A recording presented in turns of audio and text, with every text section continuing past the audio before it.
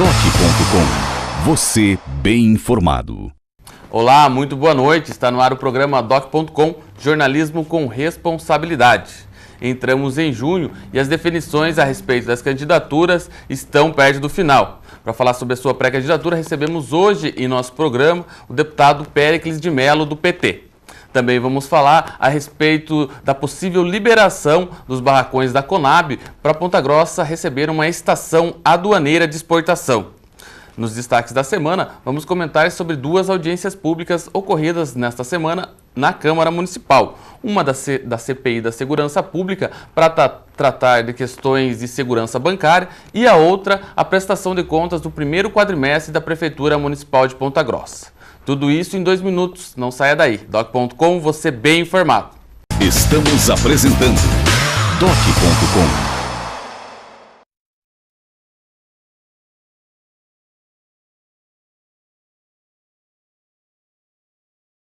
Voltamos a apresentar Doc.com. O programa Doc.com está de volta nesse bloco dos destaques dessa semana. De Brasília, uma boa notícia aqui para Ponta Grossa. Intermediado pelo deputado federal Sandro Alex, uma conversa com o ministro da Agricultura, Mendes Ribeiro, pode possibilitar aí o uso dos antigos barracões da Conab, lá próximo ao Distrito Industrial, utilizado para uma estação aduaneira, que leva o nome de Recinto Especial para Despacho Aduaneiro de Exportação, tem a sigla REDEX. É uma espécie de um porto seco, onde vai abrigar aí mercadorias que posteriormente serão levadas ao porto de Paranaguá via ferrovia. A via aí vai de trem aí até o porto.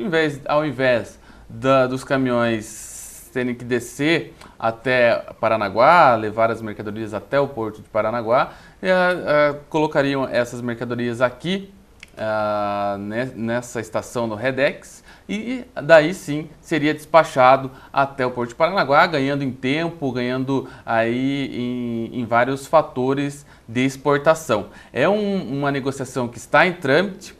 O deputado Sandro Alex conseguiu uma audiência junto à Conab, junto aí aos órgãos da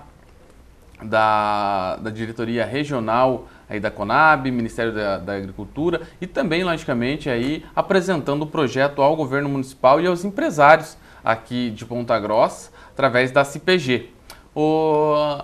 Grande questão ali é colocar um aparato tecnológico que dê sustentação a essa estação aduaneira e também, logicamente, aí a concordância da própria Conab e o ministro da Agricultura, Mendes Ribeiro, já assinando positivamente a essa iniciativa. Uma antiga reivindicação aqui da nossa cidade, lá no Porto Seco. Ele não é bem um Porto Seco, porque tem suas diferenças de técnicas. Aí, uns comportam mais coisas, outros comportam menos, mas enfim, o que interessa para Ponta Grossa é que pode vir a abrigar aí, ainda nesse ano, uma estação aduaneira. Ismael, boa noite, uma boa notícia que vem aí de Brasília. Boa noite, Eduardo, boa noite aos amigos da TV Vila Velha. Uma ótima notícia, principalmente porque, em termos, Ponta Grossa está se tornando uma cidade, quem sabe, a mais industrializada do interior do Paraná. Em breve será a mais industrializada, sem a menor sombra de dúvida, ultrapassando Londrina, provavelmente, né? Aqui ainda é maior. O que seria essa espécie de porto seco do REDEX, que como é chamado agora? Aliviaria sensivelmente, mas muito sensivelmente, o fluxo de caminhões até Paranaguá, o que cortaria de imediato o fluxo deles pela Serra do Mar, o que causa grandes transtornos, perigos, mortes todos os anos, né, por conta de acidentes, né, que envolvem caminhões, envolvem veículos, enfim. Né, de outro modo também, aliviaria a questão do Porto de Paranaguá no que diz respeito à burocracia de todo o trâmite. Essa burocracia seria feita aqui.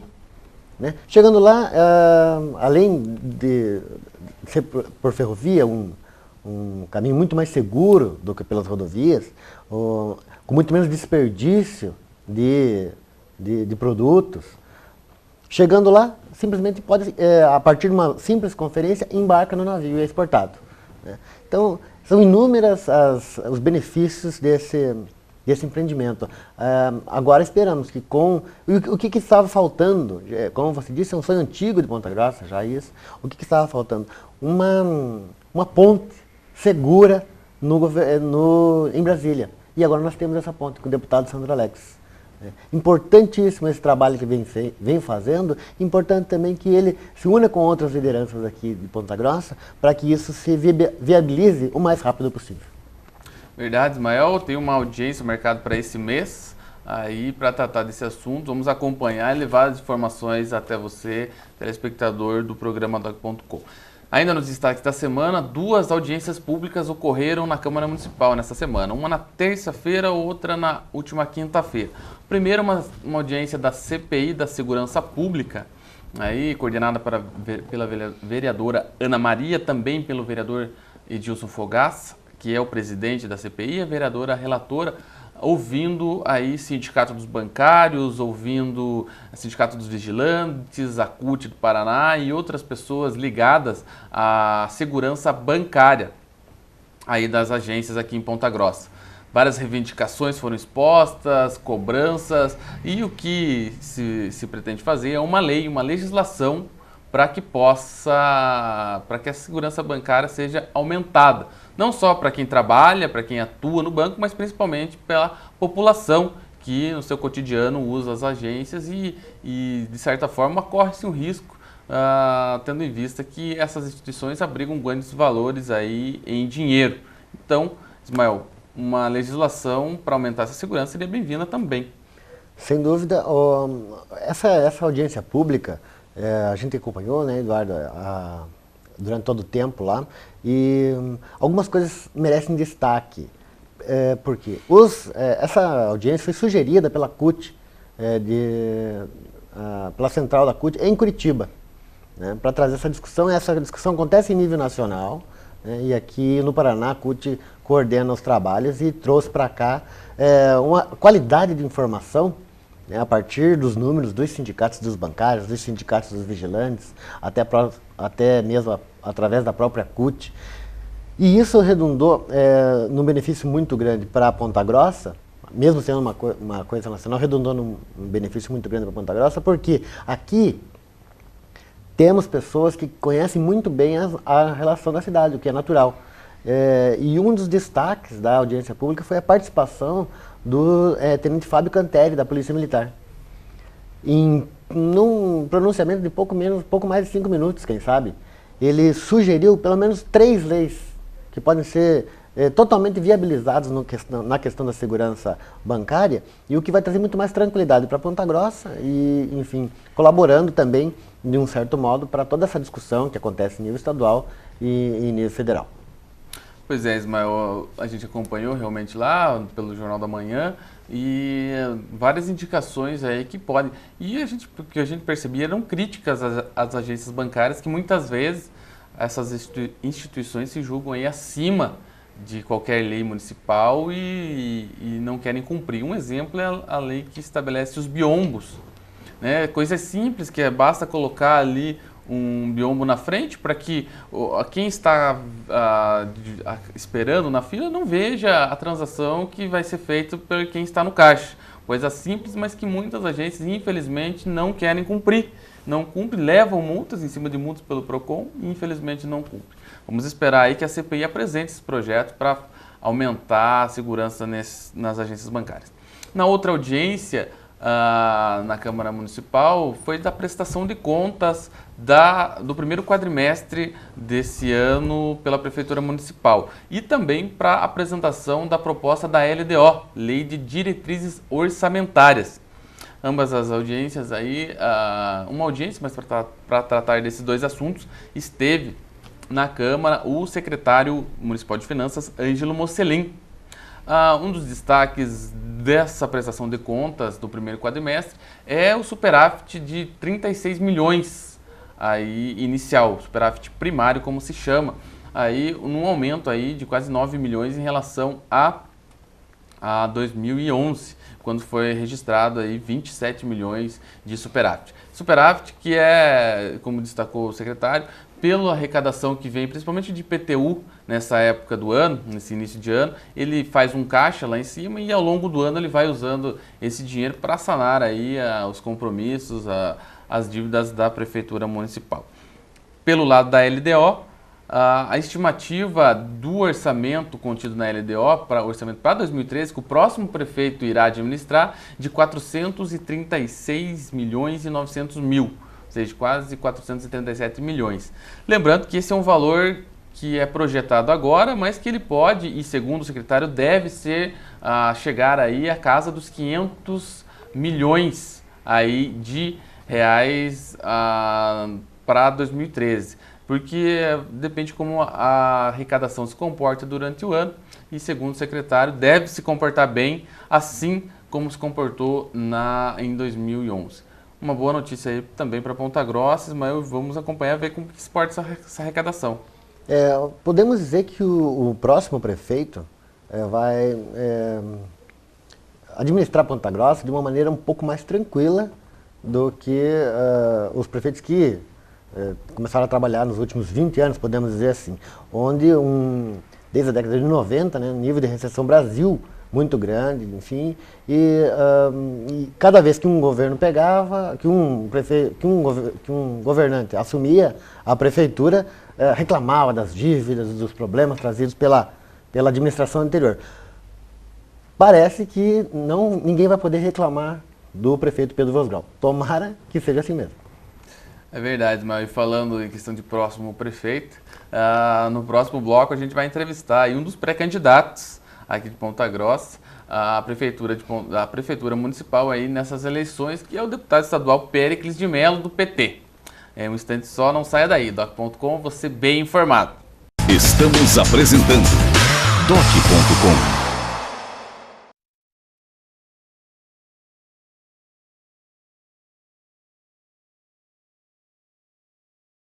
Voltamos a apresentar doc.com.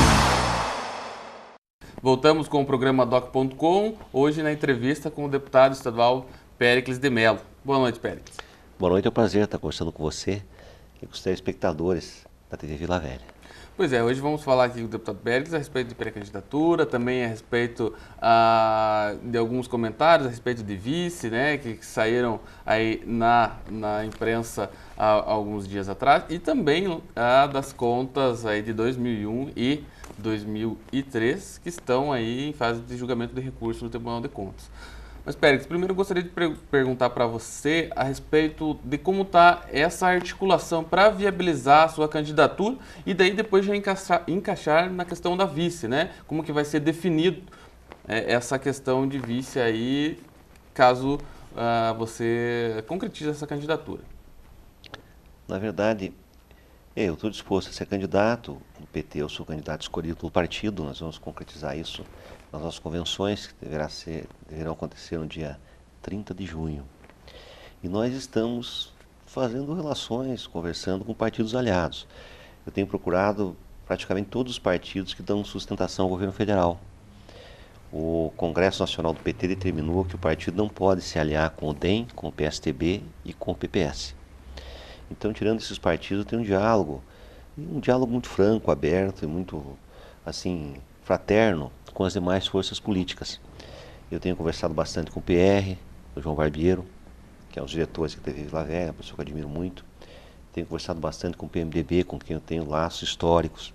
Eu governei a cidade com o vice do PMDB, tive 3 secretários do PMDB. E o meu vice, na eleição que eu perdi para o Pedro Vosgrau, foi o Herculano Lisboa, que é uma liderança. Tenho amizade muito profunda com o Rogério Quadros, o vereador ao lado dele. Então, é um partido que eu tenho muito carinho. E nós caminhamos sempre juntos, com uma exceção. Na época, o Joselito governou a cidade, eu perdi a eleição em 96, que o PMDB ficou com ele, mas depois veio comigo. Eu tenho conversado também com o PSD, que hoje pode ser aliado nosso. Tive aquele diálogo que você colocou no jornal com o vereador Júlio Killer e com o vereador Dr. Zeca. Também tenho conversado com o Eliseu Xoxai, que é da Frente Popular. Tenho diálogo com todos os partidos, com o PV, é um partido simbólico, um partido muito importante. Com o PSC, que praticamente fechamos a aliança já, de Marcos Zampieri. Com o PCdoB nós estamos conversando já bastante. O PCdoB tem discussões internas, o professor Gadini, que é um intelectual respeitado em Ponta Grossa, pretende ser candidato, mas nós estamos avaliando e vamos ter uma conversa juntos com o executivo do PCdoB. Eu acredito que podemos caminhar juntos também. Então todos esses partidos que fazem parte da nossa aliança, com o próprio PDT, eu tive várias conversas com o Márcio Paulic, ele deseja ser candidato, é um direito. Eu acho que essa frente não precisa ter apenas um candidato, pode ter mais de um. E nós temos tido diálogo franco e aberto. E claro, aquela ilação que teve sobre o Zeca ser meu vice, eu respondo da seguinte maneira: quem não gostaria de um médico humanitário, respeitado e querido por Ponta Grossa, ser seu vice?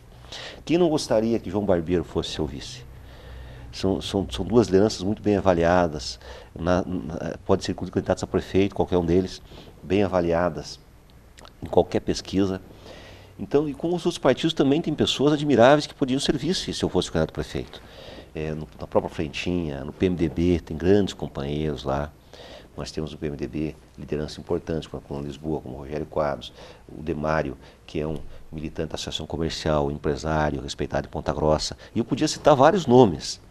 Agora, claro, eu posso ter até minha preferência, não digo pessoal, mas de acordo com a conjuntura que vai se construindo na cidade, que facilita uma vitória eleitoral. Mas isso eu não tenho nem o direito de dizer, porque se eu quero fazer uma frente ampla com vários partidos, o vice e o prefeito mesmo tem que ser decidido numa conversa democrática, numa conversa com essas lideranças partidárias, para ver na conjuntura específica da eleição, no quadro de candidaturas de apostas, qual seria o melhor vice e qual seria o melhor candidato a prefeito. Então essa é a forma que eu tenho me conduzido, assim me conduzi quando conversei com o Júlio, conversei com o Dr. Zeca, assim me conduzi quando conversei com o Barbeiro, com o PMDB, com o PSC, com o PCdoB, com a Frente Popular e com os demais partidos, com o PV, por exemplo, com o PRB, que é um partido muito bem organizado, o pastor Luiz Bertoldo, uma grande liderança, quase se elegeu vereador. Eu tenho uma relação muito boa com os evangélicos, eu fiz sempre um diálogo com as igrejas, desde a primeira campanha de 96, que eu quase ganhei as eleições, eu fiz uma proposta para as igrejas pública na minha campanha, um documento escrito, e continuo com essa visão cada vez mais aprofundada. Sabe que hoje um grande intelectual suíço que veio ao Brasil, ele escreveu um texto sobre as igrejas, não só o aspecto da religiosidade, da espiritualidade, mas as igrejas como instituição da sociedade. Fiquei muito contente porque eu tinha feito essa discussão já em 96.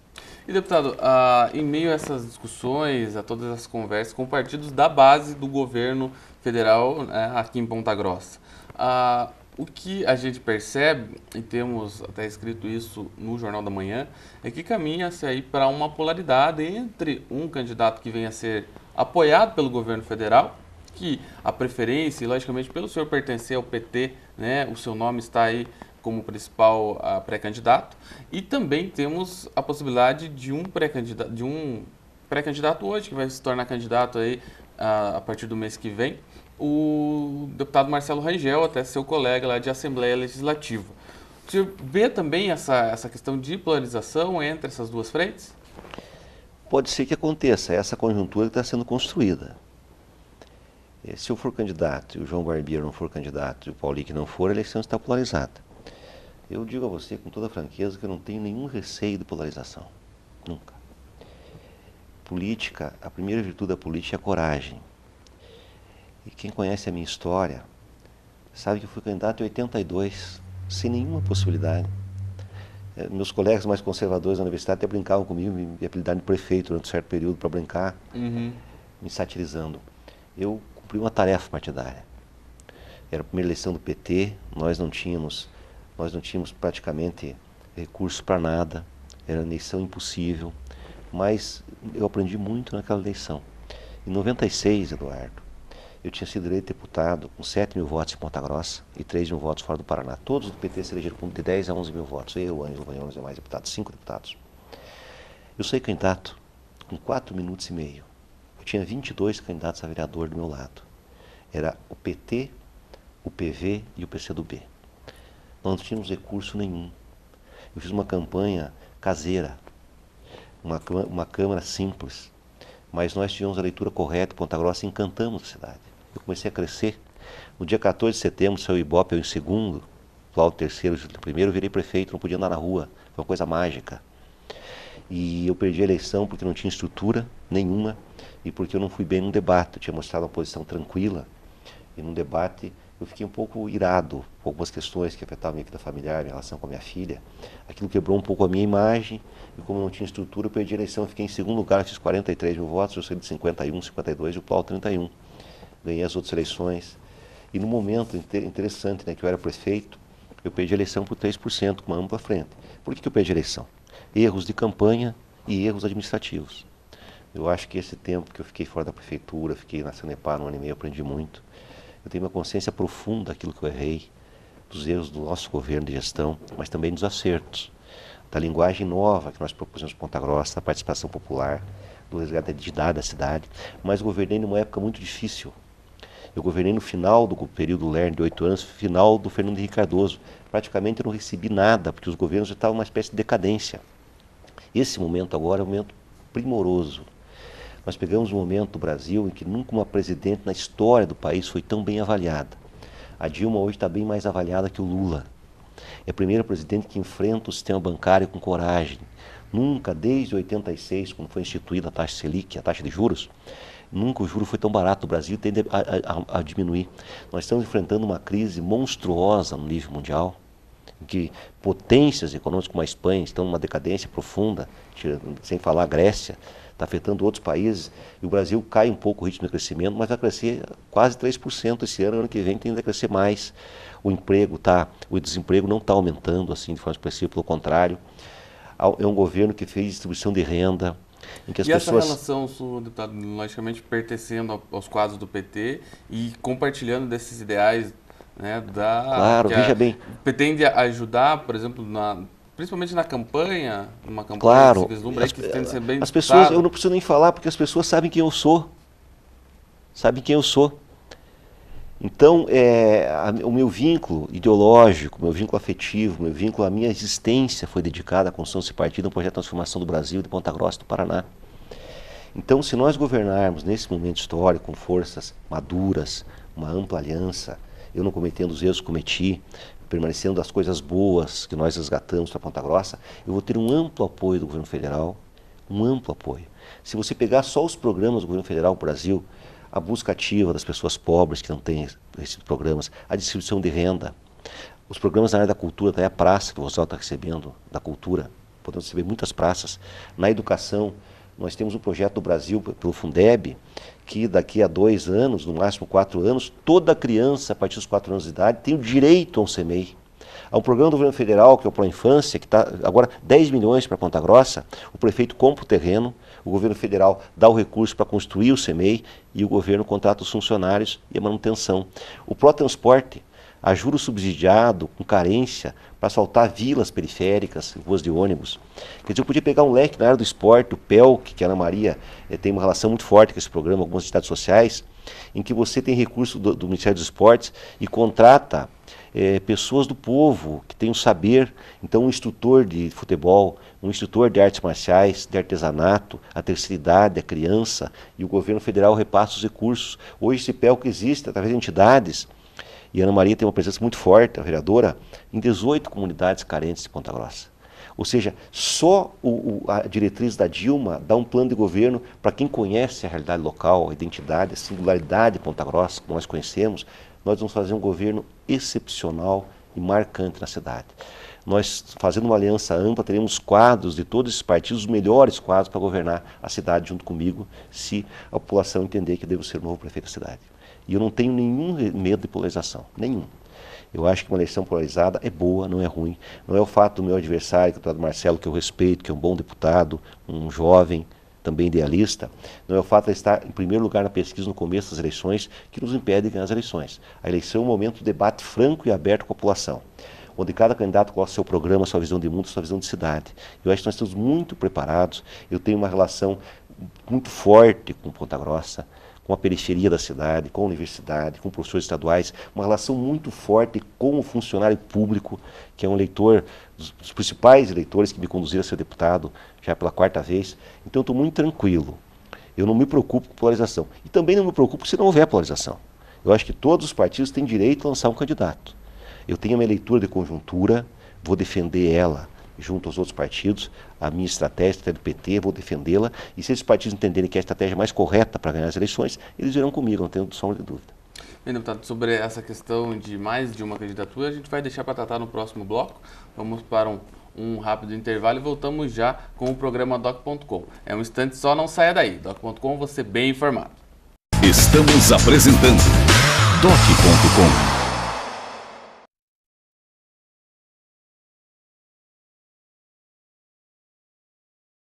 Voltamos a apresentar Doc.com.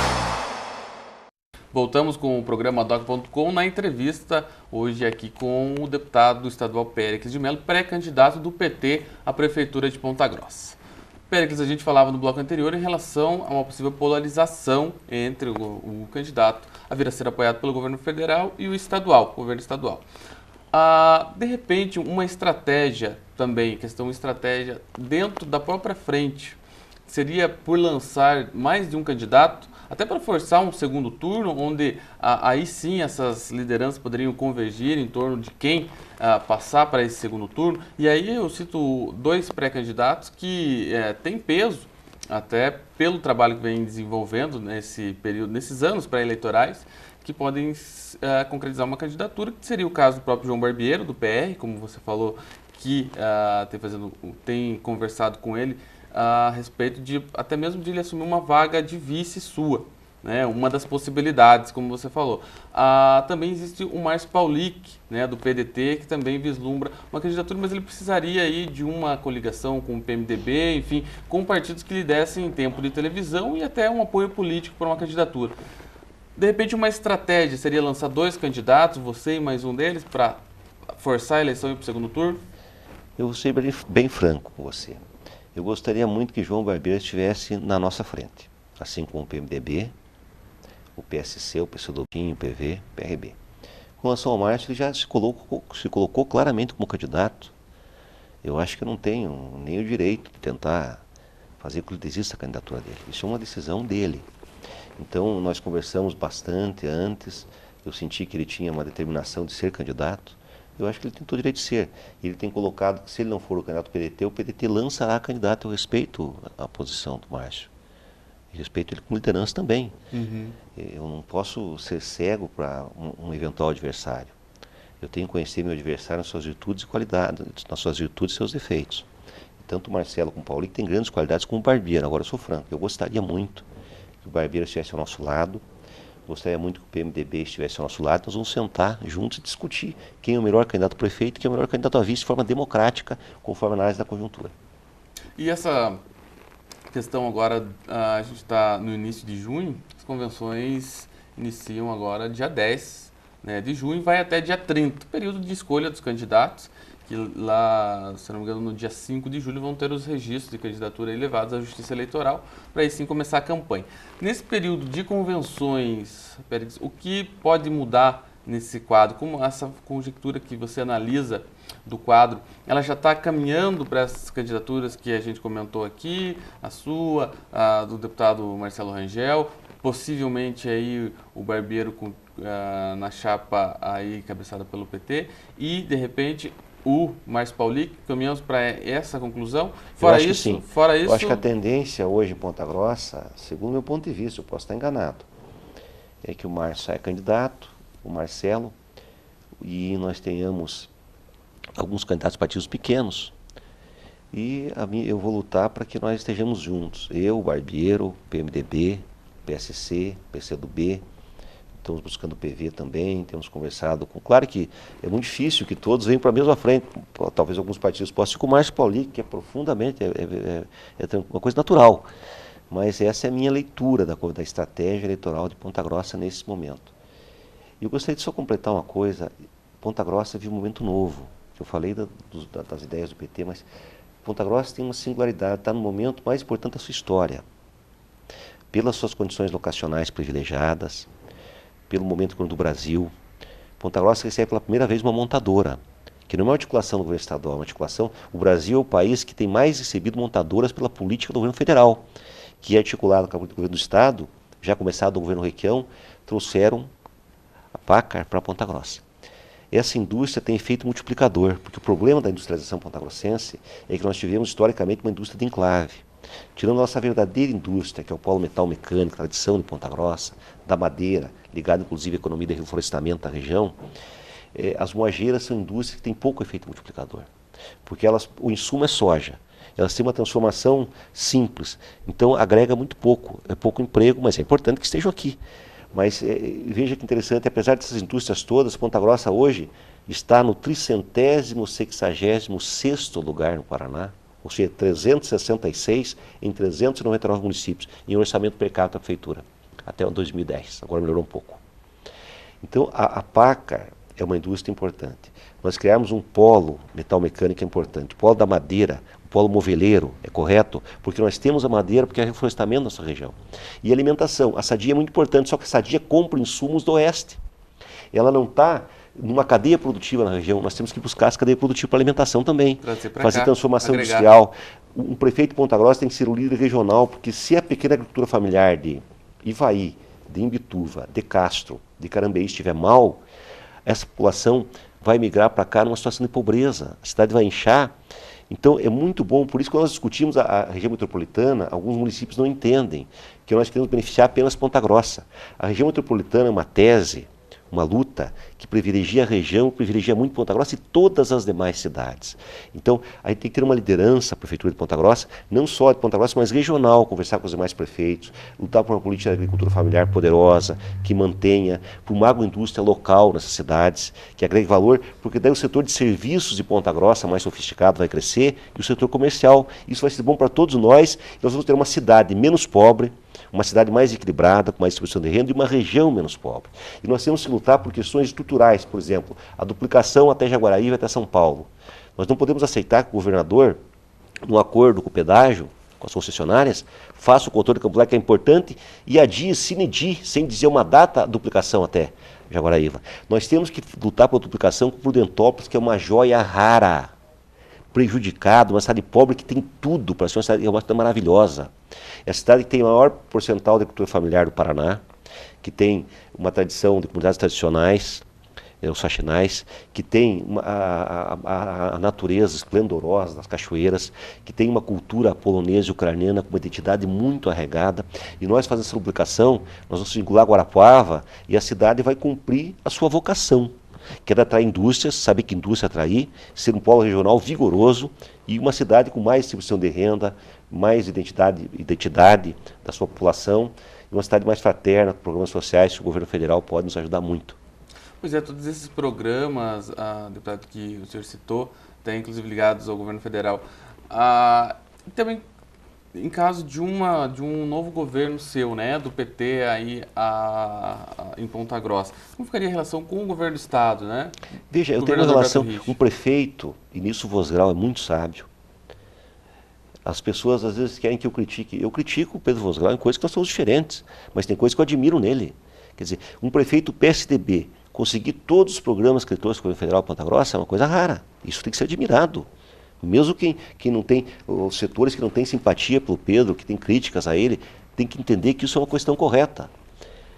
Eu fui deputado com o Beto Richa, eu tenho uma relação pessoal boa com ele. Eu votei no seu pai no passado. E o pai dele vem de uma tradição democrática. Então não é porque eu sou do PT que eu vou ter uma relação de ataque ao governador. Pelo contrário, eu tenho certeza que o governador vai continuar ajudando Ponta Grossa. Agora, nesse momento, a ajuda do governo estadual está muito frágil. É só as pessoas olharem para a cidade, para a nossa cidade, e analisarem o que o governo Lula e o governo Dilma agora está fazendo e o governo Beto fez. Sabe? Ainda nós temos que cobrar mais do governo Beto para questões da cidade, tem questão importante. E eu tenho outro detalhe. As grandes obras de infraestrutura que Ponta Grossa precisa são de competência do governo federal. Por exemplo, na região da Boa Vista, o problema do Los Angeles e da estrada Ponta Grossa-Castro. Tem o nome da avenida, me esqueci agora. Flávio Carvalho Guimarães, que passa ali, dividindo Los Angeles com a Palmeirinha, onde está Trutler, onde está Ímpar. É um problema gravíssimo. E como a PACCAR vai se instalar nessa rodovia, na entrada para o Clube Verde, nós teremos ali um problema estruturante de Ponta Grossa. E tem que ser grandes investimentos de quem? Do governo federal. O problema da Souza Naves. Grandes investimentos, a trincheira ligando os dois lados de Souza Naves, além dessa pista que foi feita agora ligando Santa Luzia ao Borato, nós temos que ter uma transição pela Souza Naves, que é uma via perigosíssima, para integrar duas partes da cidade. Obra do governo federal com as concessionárias, ou do governo federal, como está saindo as obras da rodovia Ponta Grossa-Curitiba, que é outro problema. Então nós temos problemas fundamentais para que Ponta Grossa possa realizar o seu potencial com o novo ciclo de industrialização, que depende muito do investimento do governo federal. Nós vamos apresentar um projeto, até estamos brincando, o Juscelito, o do rádio, me contar que me criticou, que o PT só faz obra pequena. Que ele fez o articulado e o PT fez o micro-ônibus. Só que eu tinha que explicar para ele que o micro-ônibus veio para fortalecer o articulado. Nós fizemos o terminal de Varanas e fizemos articulados, e o micro-ônibus é um ônibus que faz o trajeto local até a pessoa embarcar no vertido. Não tem sentido nenhum. Mas é normal, eu quero lá um dia conversar, hoje, depois de todas as nossas brigas, nós temos uma relação fraterna com o Deputado, tem muitas pessoas que chegam e falam, não, mas o governo do PT era cercado de intelectuais, de pessoas que pensavam e na prática não conseguiram implantar aquilo que pensavam. Para essas pessoas, o que o senhor tem a dizer? Eu tenho a dizer que não é verdade. Eu tive dificuldades no governo de grandes obras, isso é verdade.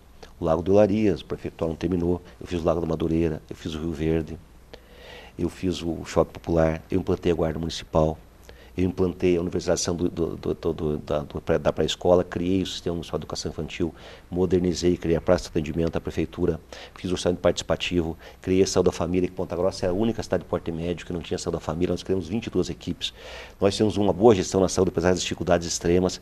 O que eu não tive recurso para grandes obras, e a grande obra do meu governo, que era o Lago do Olarias, a rodoviária, não houve tempo, eu ia fazer uma reforma linda na rodoviária, não houve tempo hábil para fazer. Nós deixamos a duplicação de Itaiacoca nas mãos do Pedro Vosgrau, nós deixamos 3, 4 milhões do Paraná Urbano. Eu comecei o contorno leste no meu governo, que é uma obra estruturante. Eu fiz a pista ali que liga a saída para Castro até a Palmeirinha, no Santa Mônica, com ciclovia. Eu fiz várias pavimentações entre bairros, por exemplo, a ligação entre o Santo Antônio e o Maracanã, a ligação toda da Vila Cristina, a ligação da Rua Toledo, que integra o Bom Sucesso, a Vila Congonhas. Deixei iniciada a obra da Vila Congonhas. Eu fiz ligação de Olarias com o Jardim Barreto, ali, ou seja, até o Varanas, até o Varanas pela Vila Odete. Nós fizemos o asfalto do Jardim Barreto. Eu asfaltei totalmente o Santa Bárbara e o Alfredo Ribas do lado. Eu asfaltei totalmente o Santa Marta, comecei o asfalto do Pitangui. Eu fiz mais de 3, 4 mil lotes urbanizados. Eu fiz casas de madeira na Vila Nova, lá no Jardim Atlanta. Nós fizemos habitação que não tinha programa habitacional para Cardoso, não é como agora tem. Ali do São Luís, São José, 360 apartamentos. Então isso tudo, alguns que dizem que o PES não fez nada, será devidamente mostrado na campanha. Agora, claro que eu governei numa época diferente. Se eu tivesse um programa Minha Casa Minha Vida, que o governo municipal merece elogios, que hoje já são 6 mil casas e mais 4 mil que vão ser contratadas. Esse programa vai continuar. Um programa do governo federal em que um cidadão pobre paga R$50 por uma casa. Eu estive agora com uma liderança nossa, o Osni, meu grande amigo, no Cerejeira, perto do Ouro Verde, que foi um loteamento que eu fiz, que não cobrei nada. As pessoas ocuparam lá, depois tivemos uma relação pacífica, conseguimos transformar num bairro, com luz, com tudo, ligação com Santa Marta. Eu estava conversando com o Osni, a casa dele. É uma casa de 32 metros quadrados, que ele comprou do Minha Casa Minha Vida, já vem com um projetinho para dobrar. Ele paga R$100 e poucos pela casa. E um cidadão que não tem renda, ou renda pequena, paga R$50. Eu estive no Boreal, inaugurei a casa lá com a prefeitura, fui lá junto. Eu encontrei um senhor de idade, o senhor, depois descobri que ele tinha a minha idade, mas estava bastante envelhecido. E ele disse, deputado, eu estou com medo de não poder pagar a prestação. Eu perguntei, quanto que é a sua prestação? Ele disse, R$50. Eu perguntei, quantas pessoas moram na sua casa? 4. O senhor não tem renda? Ele disse, não, porque só eu tenho renda, eu carpo quintal, estou meio doente, não consigo carpir. Eu estou com medo de não poder pagar os R$50. Eu disse, 50 é por quê? Porque existe subsídio do governo federal para as casas. A casa custa muito mais, por isso a pessoa pode comprar. E para esse senhor existe a busca ativa, que é o grande programa do governo Dilma. Pessoa que está num grau tão grande de pobreza que ele nem sabe que tem direito social. Então a prefeitura tem que ser aliada do governo federal e ir na casa desse senhor e dizer, olha, o senhor pela sua renda, o senhor vai ser agraciado, contemplado com a nova bolsa da renda da família que a Dilma criou. Nós vamos buscar essa pessoa na sua casa, levar até o SOS, ou a Secretaria Social da Prefeitura, e ele vai receber uma renda para poder pagar a prestação da sua casa. Existe esse subsídio e a Prefeitura, logicamente, tem que fazer a sua parte também. Porque a pessoa não sabe. Existe um setor no Brasil que está numa situação tão profunda de pobreza que ele não tem nem documento, ele não sabe nem que existe direitos para ele. Então nós temos que ter essas pessoas. E agora tem o programa Brasil Carinhoso, que vai proteger a família que tem criança. Só um minutinho para a gente fazer mais um intervalo aqui no programa. E no próximo bloco continuamos essa conversa aí, falamos aí a respeito das possibilidades da sua candidatura. É um instante só, não saia daí. Doc.com, você bem informado. Estamos apresentando Doc.com.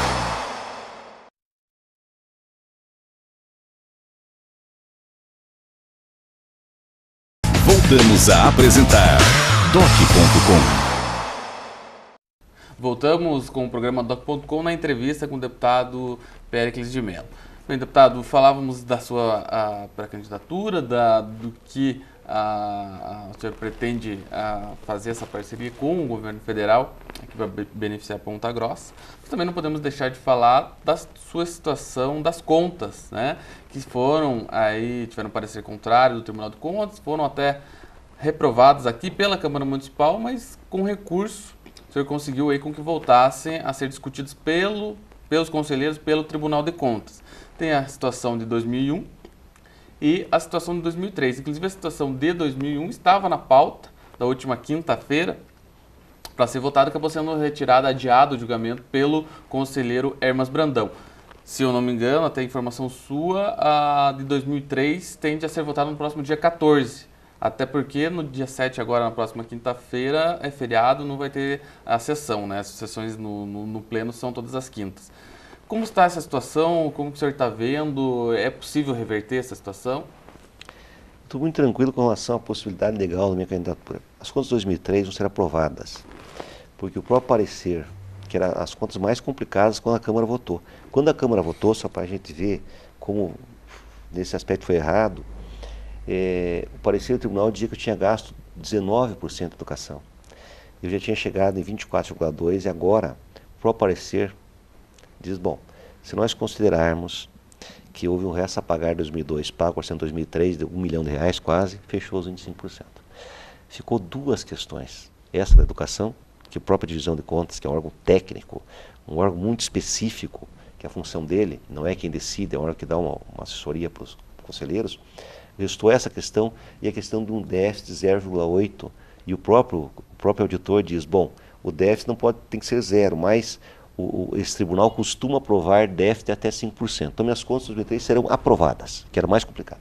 2001, o parecer é meio complicado do técnico, porque ele aponta irregularidades pequenas, uma série delas. Primeira, publicidade sem lei criando diário oficial. Mas nunca existiu isso em Ponta Grossa, só o Rosgrau colocou, ou algum outro prefeito. Eu fiz licitação limpa, democrática, clara. Isso vai ser aprovado pelo Conselho. A outra questão, salário do prefeito. Bom, tinha que ter um salário. Acontece que quando assumiu o governo, a Câmara tinha votado de forma irregular, fora de época, o aumento do salário do prefeito e vereador. E o justiça tinha vetado, deixou para mim, eu encaminhei o veto para a Câmara. A Câmara derrubou o veto, promulgou a lei. Eu devolvia o dinheiro a mais e recebia o salário do prefeito anterior. E os secretários também. O que aconteceu? A lei foi derrubada, eu fiquei sem legislação. Eu me apoiei na legislação do Joselito. Eu continuei ganhando exatamente o que ganhava o Joselito e os secretários exatamente o que ganhava o secretário Joselito. O tribunal achou que eu tinha que ter feito outra lei, mas eu não tinha condições de fazer isso, porque a Câmara tinha feito uma lei. Então isso também eles ressalvaram, aceitaram. Então 2 pontos fundamentais. Resolveu o que sobrou?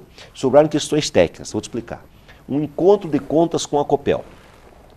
A Prefeitura tinha a receber na época, dinheiro da iluminação pública que a Copel arrecadava no talão e passava à Prefeitura. E tinha a pagar a Copel a luz dos seus próprios, da sede, das escolas, dos postos de saúde. Foi feito em conta e contas, quer dizer, não há possibilidade de dolo, nem que um prefeito de uma índole queira fazer dolo, isso é impossível, porque eu encontro uma empresa pública e uma prefeitura. E teve um problema de documentação nisso, é uma questão que eles colocam ali. A outra foi do shopping popular, que durante um certo tempo, como é que eu fiz o shopping popular? Eu fiz uma concessão do terreno para o pessoal que estava ocupando ali, em barraca de lona, a Praça João Pessoa, símbolo histórico de Ponta Grossa, a Estação Saudade, fazia 8 anos. Que diga-se de Eu passagem, era uma consegui, coisa bem de feia forma ali. democrática, arrumar um espaço morto no parque ambiental. O arquiteto Roque Expões fez um projeto, que está lá o projeto. Nós fizemos, entregamos o projeto, e eles pagaram pela obra. Pagaram pela obra. Quem não podia pagar, a prefeitura emprestou com um fundo que a prefeitura tinha para poder pagar. Foi uma coisa linda que aconteceu, nossa obra. Só que no ano 2001, tinha um fundo, e o dinheiro ficou no fundo, nós passamos para a prefeitura em 2002. Eles disseram que é regular, mas aceitaram com ressalvas também.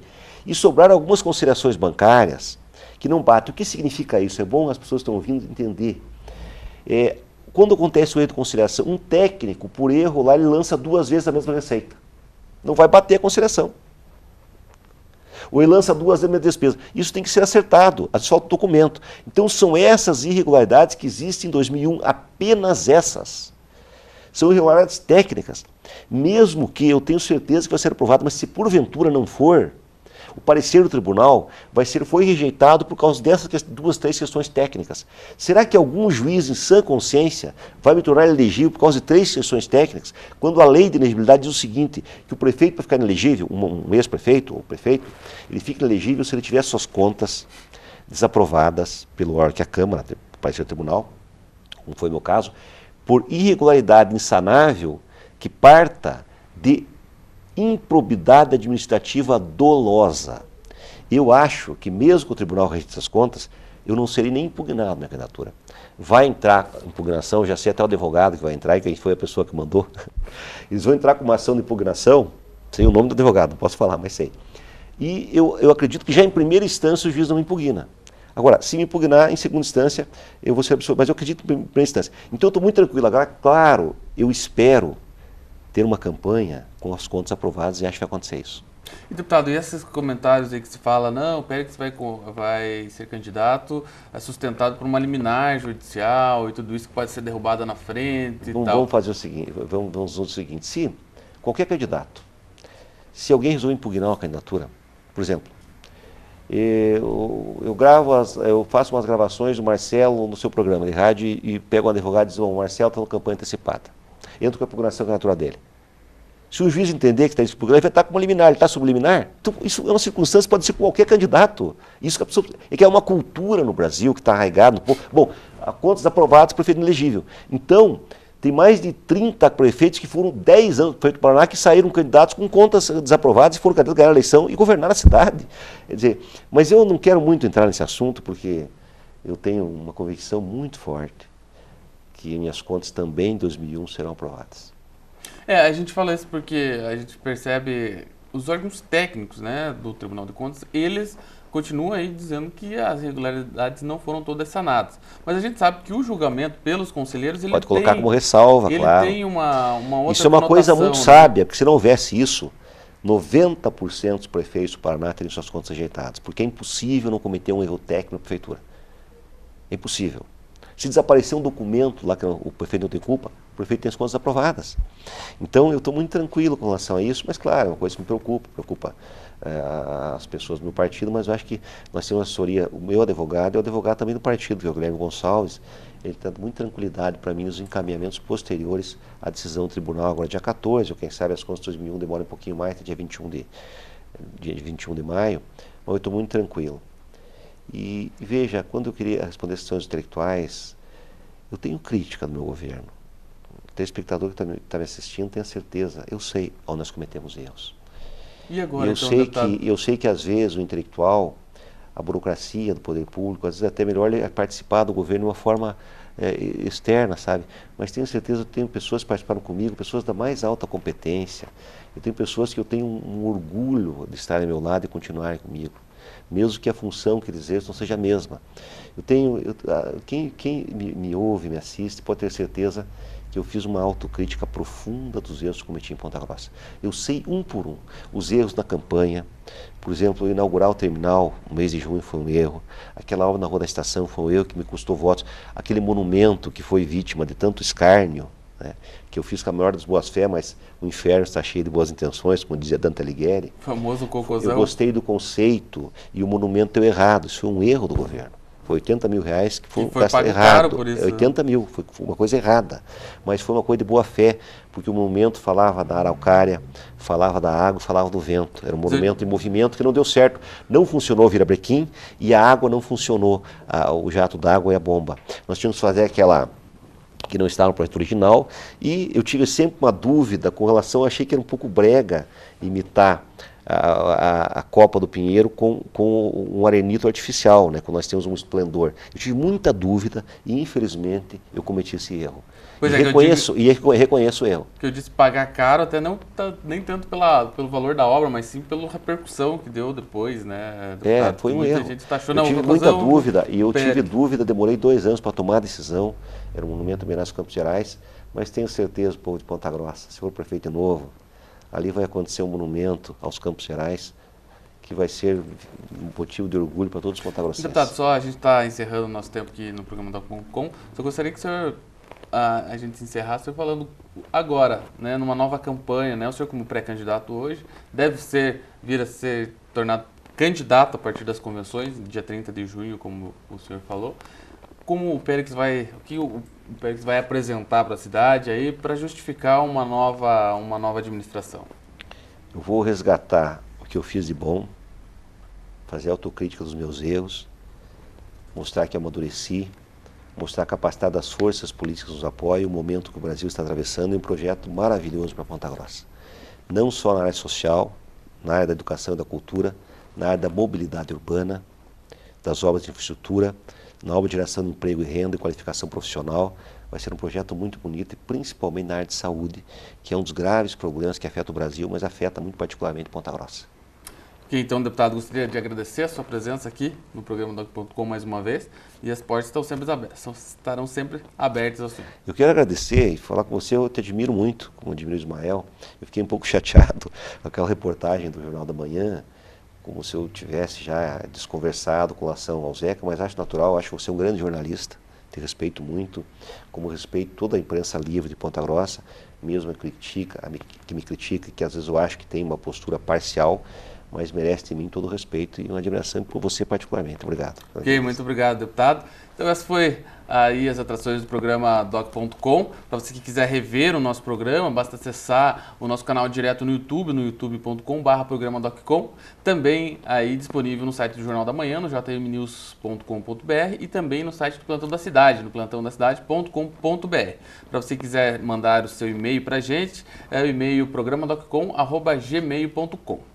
É isso aí, até sexta que vem, quando temos um encontro marcado com informação. DOC.com, você bem informado.